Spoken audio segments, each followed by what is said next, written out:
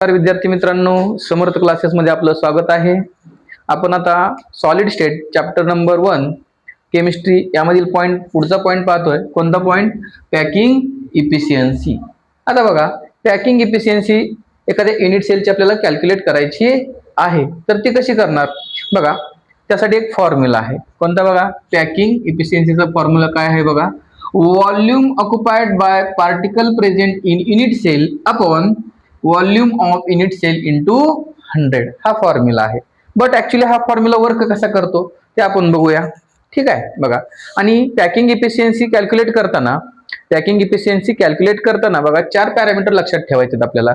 पहिला पॅरामीटर आहे radius of sphere, दुसरं volume of sphere, third parameter आहे total volume of particles present in unit cell, आणि fourth आपण बघतोय काय असेल ते पॅकिंग इफिशियन्सी. बघा, आता मेन महत्वाचं म्हणजे आपण पॅकिंग इफिशियन्सी म्हणजे काय ते आपण समजून घेऊया. समजा मी एक इथं सिंपल और प्रिमिटिव्ह युनिट सेल घेतलेला आहे. ठीक आहे, या सिंपल और प्रिमिटिव्ह युनिट सेल मध्ये बघा, हे जे पार्टिकल्स आहेत या पार्टिकलनं किती व्हॉल्यूम ऑक्युपाय केलेलं आहे, कशापैकी? ह्या युनिट सेलच्या किती व्हॉल्यूम ऑक्युपाय केलेलं आहे कुणी? या पार्टिकलनी. याचं पर्सेंटेज म्हणजे काय झालं तुमची? ही पॅकिंग इफिशियन्सी असेल. याचं पर्सेंटेज म्हणजे काय असेल? ही पॅकिंग इफिशियन्सी असेल. बघा, समजा एक युनिट सेल आहे आणि ह्या युनिट सेलमध्ये या पार्टिकलनी काहीतरी व्हॉल्यूम ऑक्युपाय केलंय आणि काहीतरी स्पेस काय आहे? मोकळा आहे. बघा, मग याचं पर्सेंटेज म्हणजे काय झालं तुमचं? Packing efficiency. ठीक आहे, हा एक युनिट सेल आहे आणि या युनिट सेलमध्ये या पार्टिकलनी काय केलेलं आहे? या युनिट सेलचा काहीसा भाग काय केलेला आहे? ऑक्युपाय केलेला आहे, काही जागा व्यापलेली आहे. मग याच्यामध्ये काहीतरी मोकळा स्पेस उरलेला असेल. ठीक आहे, बघा, मग हेच म्हणजे काय असेल तुमचं? Packing efficiency of that unit cell. आणि पॅकिंग इफिशियन्सी कॅल्क्युलेट करताना 4 पॅरामीटर लक्षात ठेवायचे आहेत. बघा, रेडियस ऑफ स्पेअर. कशाचं? बघा, रेडियस ऑफ स्पेअर म्हणजे हे जे काय पार्टिकल आहे, हा पार्टिकल कसा आहे? स्पेरिकल पार्टिकल आहे. ह्या पार्टिकलची रेडियस ही एक महत्वाचा पॅरामीटर आहे. नंतर व्हॉल्यूम ऑफ स्पेअर, या स्पेअरचं व्हॉल्यूम. ठीक आहे, आपण बघा एका पार्टिकलचं व्हॉल्यूम काढतोय, पण आपल्याला पाहिजे काय? या युनिट सेलमध्ये प्रेझेंट असणाऱ्या सगळ्या पार्टिकलचं व्हॉल्यूम पण काय आहे? महत्वाचं आहे. त्यावरून आपल्याला काय भेटेल?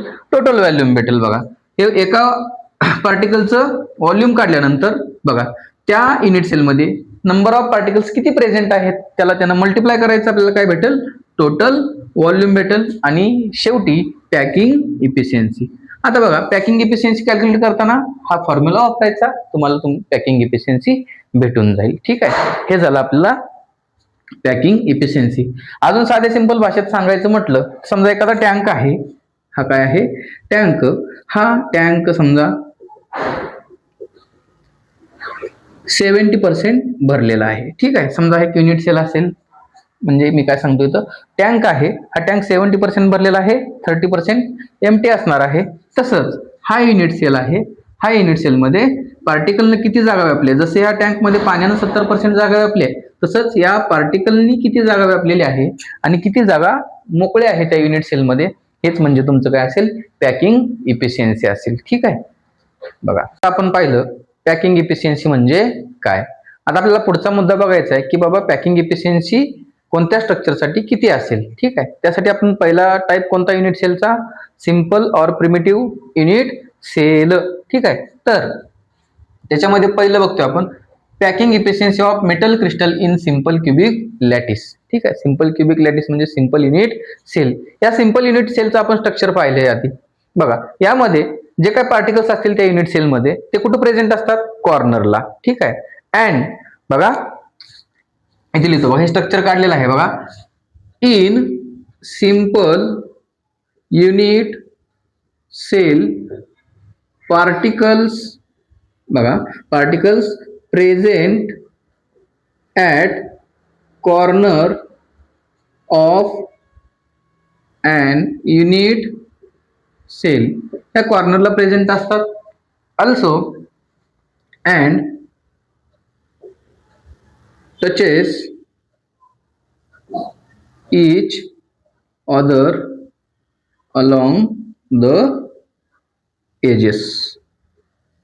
बघा आता बघा याचा अर्थ काय, in a simple unit cell particles present at corner of an unit cell and touches each other along the edges. बघा हा एक सिंपल युनिट सेल आहे. या सिंपल युनिट सेल मध्ये हे जे पार्टिकल्स आहेत बघा, हे पार्टिकल कुठे प्रेझेंट आहेत, ह्या युनिट सेलच्या कॉर्नरला काय आहेत, कॉर्नरला प्रेझेंट आहेत. आणि बघा and touches each other along the edges. ठीक आहे बघा, आणि हे जे पार्टिकल्स आहेत बरोबर आहे का, हे कुठे टच होतात रे, ह्या एज वरती, त्या युनिट सेलच्या एज वरती एकमेकांना टच होतात. ठीक आहे, हे झालं बघा. देअरफॉर आता बघा आपण पाठीमागं पाहिलंय. ठीक आहे बघा, समजा या युनिट सेलची एज आहे ए आहे, या युनिट सेलची एज काय मानतो मी, ए आहे असं मानतो. बघा मी आता मगाशी सांगितलं होतं याच्या आधी की बाबा पॅकिंग इफिशियन्सी कॅल्क्युलेट करताना 4 पॅरामीटर लक्षात ठेवायचे. एक पहिलं रेडियस ऑफ स्फेअर, नंतर व्हॉल्यूम ऑफ स्फेअर, नंतर total volume of the sphere आणि पॅकिंग इफिशियन्सी. हे 4 पॅरामीटर तुम्हाला लिहून दिले होते मी इथं या साईडला, ते लक्षात ठेवायचे. बघा तर त्याच्यातला आपल्याला बघा पहिला जो पॅरामीटर आहे, ठीक आहे, तो काय करायचा आपल्याला, रेडियस ऑफ स्फेअर. ठीक आहे बघा, रेडियस ऑफ स्फेअर हा पहिला पॅरामीटर आपल्याला काय करायचा आहे, पाहायचा आहे. बघा इथं समजा या स्फेअरची किंवा या पार्टिकलची रेडियस आहे आर, इथं आर असणार आहे. बघा इथं आर असणार आहे. ठीक आहे बघा, म्हणजे या हा जो युनिट सेल आहे त्या युनिट सेलची एज लेंथ किती होईल रे मग बाळांनो. बघा ए इज इक्वल टू काय होईल, 2r. A is equal to किती होईल बघा, आर प्लस आर किती होईल, 2r. Therefore r is equal to काय होईल, a/2. याला इक्वेशन नंबर 1 द्या. ठीक आहे, हा झाला पहिला पॅरामीटर. पहिला पॅरामीटर कोणता, रेडियस ऑफ स्फेअर. ठीक आहे बघा, चला दुसरा पॅरामीटर बघतो आपण. ठीक आहे, दुसरा पॅरामीटर काय बघतोय बघा, व्हॉल्यूम ऑफ पार्टिकल किंवा स्फेअर. ठीक आहे बघा, आता हा जो पार्टिकल आहे तो कसा आहे रे बाळांनो, स्पेरिकल आहे. हा पार्टिकल कसा आहे, स्पेरिकल आहे. त्यामध्ये बघा मी काय करतो, आता आपण शिकलो असेल, 9वीला शिकलो असेल, 10वीला शिकलो असेल, व्हॉल्यूम ऑफ स्फेअर काय असतंय बघा. मग therefore volume of sphere is equal to 4/3 pi R cube. ठीक आहे, 4/3 पाय आर क्यूब. हे काय असेल, व्हॉल्यूम ऑफ स्फेअर म्हणजेच ह्या पार्टिकलचं व्हॉल्यूम असेल. ठीक आहे, आपण काढतोय आता सध्या बघतोय फक्त एका पार्टिकलचं व्हॉल्यूम बघतोय. ठीक आहे बघा,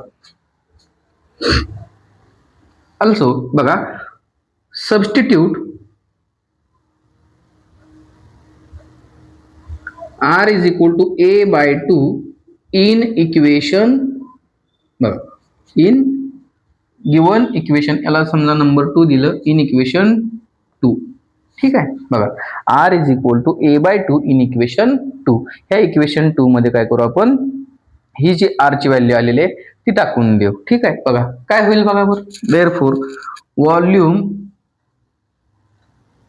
ऑफ स्फेअर म्हणा किंवा पार्टिकल म्हणा is equal to 4/3 pi into R ची व्हॅल्यू किती बघा बरं, आर ची व्हॅल्यू a/2, a/2 त्याचा क्यूब. हे फायनली होईल 4/3 पाय इंटू ए चा क्यूब, ए क्यूब अपॉन 2 चा क्यूब 8, 4 1 जार 4, 4 2 जार 8, म्हणजे पाय ए क्यूब अपॉन 3 2 जार 6. हे काय आलं, व्हॉल्यूम ऑफ स्फेअर. ठीक आहे, हे काय आलं, व्हॉल्यूम ऑफ स्फेअर आलं. किती आलं, पाय ए क्यूब अपॉन 6. हे आलं एका स्फेअरचं म्हणजे एका पार्टिकलचं काय आलं, व्हॉल्यूम आलं. ठीक आहे, याला इक्वेशन नंबर 3 देतो. ठीक आहे आता बघा हे झाले आपले किती पॅरामीटर, 2 पॅरामीटर. राहिले किती, 2 पॅरामीटर. बघा तिसरा पॅरामीटर जो सांगतो तो कोणता आहे, टोटल व्हॉल्यूम ऑफ पार्टिकल्स. बघा आता याच्या आधीच्या लेक्चरमध्ये मी सांगितलं होतं की बाबा number of particles simple unit cell मध्ये किती असतात, body centered cubic unit cell मध्ये किती असतात आणि face centered cubic unit cell मध्ये किती असतात. ठीक आहे. तर बघा टोटल व्हॉल्यूम काढताना एका पार्टिकलच्या व्हॉल्यूमनं त्या सेलमध्ये किती पार्टिकल्स प्रेझेंट आहेत त्याला जर मल्टिप्लाय केलं तर काय निघणार तुम्हाला, टोटल व्हॉल्यूम निघणार आहे. तर आपण बघितलं काय बघितलं, सिंपल युनिट सेल मध्ये नंबर ऑफ पार्टिकल्स किती असतात, 1. ठीक आहे. इथे लिहितो मी, in simple cubic unit cell there is only one particle is present.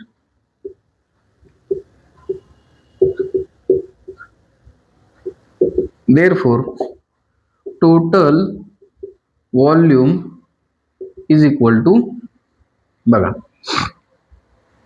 total volume is equal to volume of one particle, volume of one particle into number of particles present in unit cell. बघा total volume काय आहे, pi a cube, volume of one particle किती आहे, pi a cube upon 6 into number of particles present in an unit cell. बघा simple unit cell मध्ये number of particles किती असतात, 1.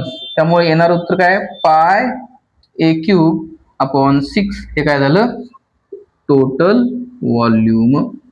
ठीक आहे, हे काय झालं, टोटल व्हॉल्यूम. बघा आणि चौथा मुद्दा आपल्याला काय करायचा आहे, बघा काय कॅल्क्युलेट करा सांगितलं, बघा पॅकिंग इफिशियन्सी. ठीक आहे. बघा पॅकिंग इफिशियन्सी, जागा नाही त्यामुळे थोड्यात लिहितो मी. बघा पॅकिंग इफिशियन्सीचा फॉर्म्युला आपण पाहिला होता, volume occupied by the particles present in unit cell. बघा volume occupied by particles present in unit cell upon volume of unit cell into 100. बघा आता काय होईल बघा बाळांनो, बघा packing efficiency is equal to, बघा volume occupied by particle present in unit cell किती आहे, बघा बरं किती आले आपलं व्हॉल्यूम, किती आलंय, पाय ए क्यूब अपॉन 6, पाय ए क्यूब अपॉन 6. बघा अपॉन, बघा व्हॉल्यूम ऑफ युनिट सेल. बघा काय होईल, volume of unit cell. Volume of unit cell किती असेल बाळांनो, बघा बरं व्हॉल्यूम ऑफ युनिट सेल येईल, बघा आता हा क्यूबिक आहे, क्यूबचा व्हॉल्यूम काय होणार आहे, एजचा क्यूब किंवा साइडचा क्यूब. इथं साइड किंवा एज किती काय आपली ए, याचा व्हॉल्यूम काय होईल युनिट सेलचा, एचा क्यूब काय होईल, ए क्यूब. बघा इंटू काय केलं मी 100. बघा ए क्यूब गेट कॅन्सल, राहिलं काय बघा पाय बाय 6 इंटू 100. बघा तर बघा पाय बाय 6 अपॉन 100. बघा पायची व्हॅल्यू किती आहे, 3.14 इंटू 100 अपॉन 6. 3.14 बघा 3.14 म्हणजे बघा 3.14 इंटू 100. बघा 100 न मल्टिप्लाय करतोय, 2.0 इकडे सर्कल आपण. बघा मग किती येईल, 314 अपॉन 6 म्हणजेच किती येईल बघा बरं, हे कॅल्क्युलेट जर आपण केलं 314 अपॉन 6. बघा 6 5 30, 1 6 2 12, 2 इथं 0 घेतलं मग काय होईल, 6 3 18 आणि राहिलं काय बघा नंतर अजून 2. सेम नियर अबाउट असं चालत राहणार आहे. ठीक आहे. बघा म्हणजे किती येईल, 52.33. आणि पॅकिंग इफिशियन्सी कशात कॅल्क्युलेट करतो आपण, पर्सेंटेज मध्ये. ठीक आहे. देअरफॉर बघा, देअरफॉर पॅकिंग इफिशियन्सी काय होईल बघा, ह्या सिंपल क्युबिक युनिट सेलची पॅकिंग इफिशियन्सी काय असेल मग 52.33. आता हीच packing efficiency body centered cubic structure साठी वेगळे असेल, face center cubic unit cell साठी वेगळे असेल. आता बघा याच्यामध्ये therefore packing efficiency of simple cubic unit cell is 52.33%. ठीक आहे, त्याली तुमची पॅकिंग इफिशियन्सी. ठीक आहे, चला लेक्चर आवडला असल्यास सबस्क्राईब करा, कमेंट करा आणि नेक्स्ट लेक्चर आपण लवकरच अपलोड करू. ठीक आहे.